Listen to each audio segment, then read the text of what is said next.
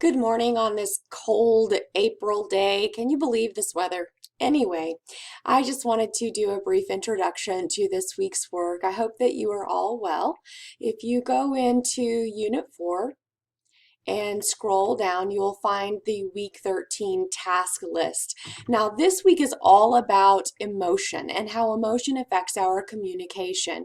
So if you will read chapter 8 and then view the PowerPoint notes to glean the important bits of the chapter, it'll talk about some of the concepts of how we kind of emulate the emotions of others, that we are, in a sense, kind of at the mercy of chemicals in our bodies sometimes.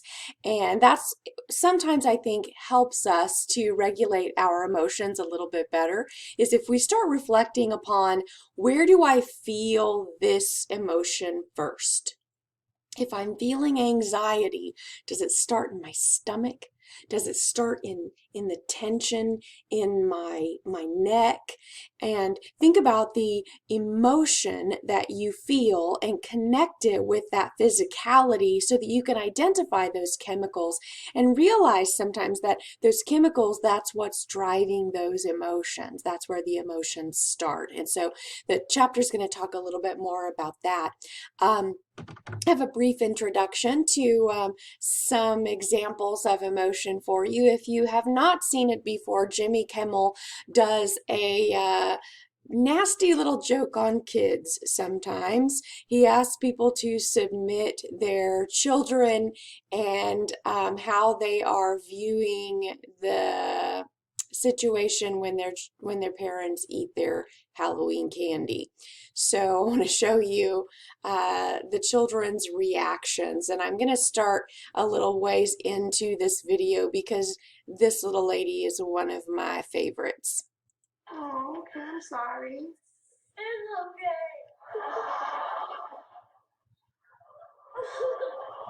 You want to go finish your cereal?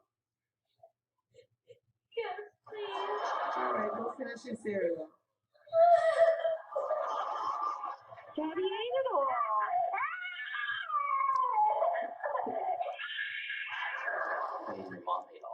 Now watch these two. You are not nice. Notice how the little one is learning how to react by mirroring. He's watching his brother, and now he just looked at his dad's face. We accidentally ate a lot of Halloween candy. Did you, Mom, did you eat all of it? Don't tell me you ate all of it. Honey, you know that we should cut down on sweets anyway.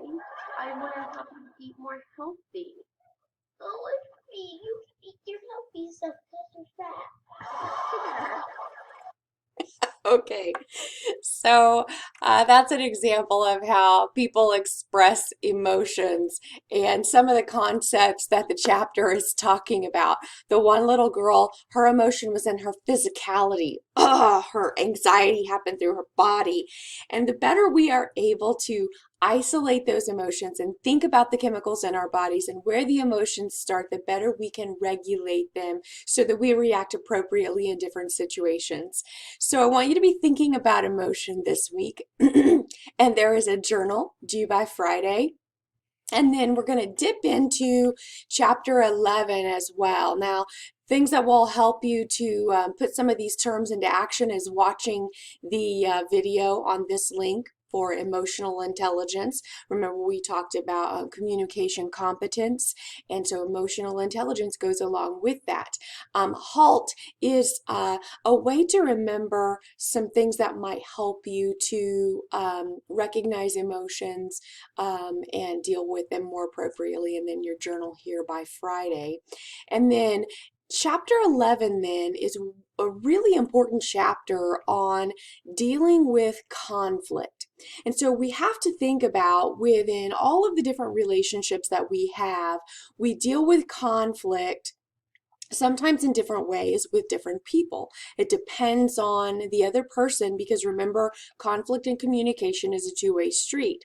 So as you are thinking about conflict, also, I want you to think about um, how do you deal with conflict in different situations? And there are some different ways of classifying conflict. So if you'll read chapter 11 and look at the chapter 11 notes, then the conflict journal is due by Sunday. So we have Friday and Sunday due dates this week because there's a lot of reading to do. I didn't want to put a bunch of work on you about those chapters because the most important thing that I want you to start thinking about is our culminating project for this unit, which is a paper where you watch a film and analyze the communication behaviors within the film and write about it. So if you will be sure that you read that assignment sheet. It gives you a list of different films that you have to choose from, and these are available in a variety of different places.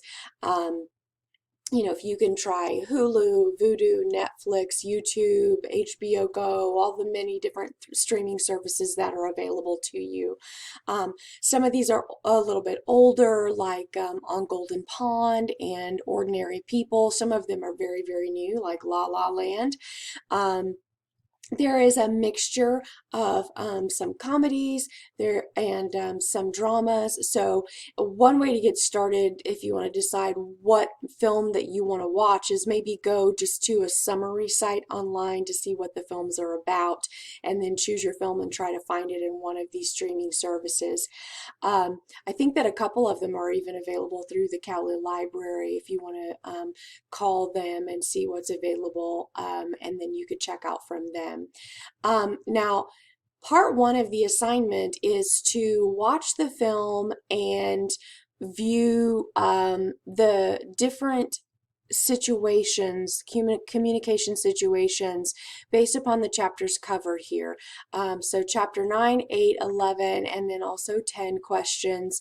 And we are thinking about the different ways that people communicate in all of these different ways. So this is where we're going to start applying to, I guess, a fictional situation where we're seeing these different concepts.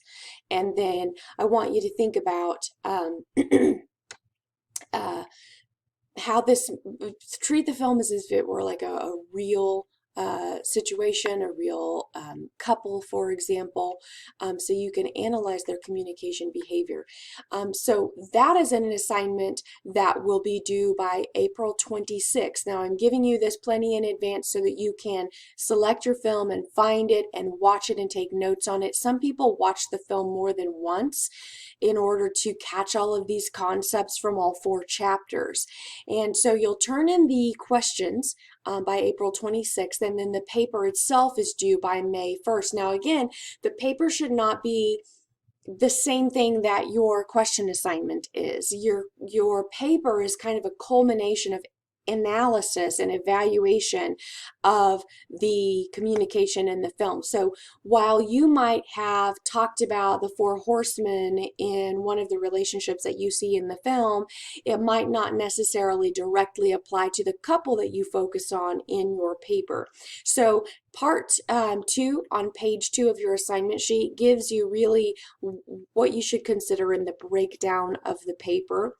And of course, part 3, class discussion, we may or may not have time to do discussion forum on that and sharing pieces to each other. So focus on those first parts for now, okay? So again, if you go into Unit 4, scroll down, here's our week 13 task. And it's pretty self-explanatory. If you have any questions, please don't hesitate to contact me. I wish you the best of luck and have a great week.